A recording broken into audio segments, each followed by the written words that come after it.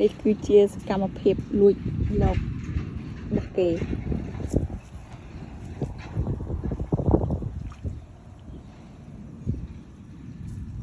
ទ្រលះជួយលេងចោលហើយហ្នឹងលោកគេចោលហ្នឹង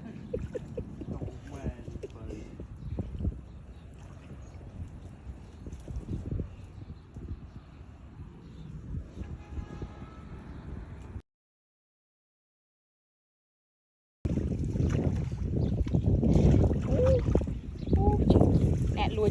ឌូគេអូត្រីឡើងមកកណោអូនត្រីទៅជួយ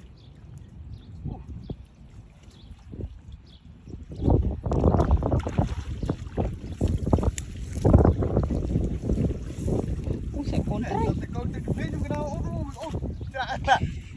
ជួយលើកឯនោះមកទៅគេលើកមុនលួចឌូគេអត់បានហើយនេះខោគេម្ចាស់គេណាន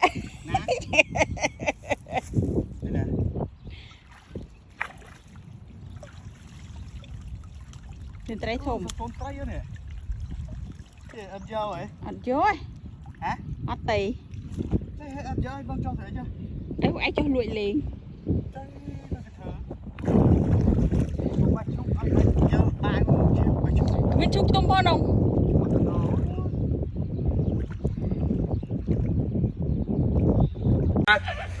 ចាំលេតែមិនដឹង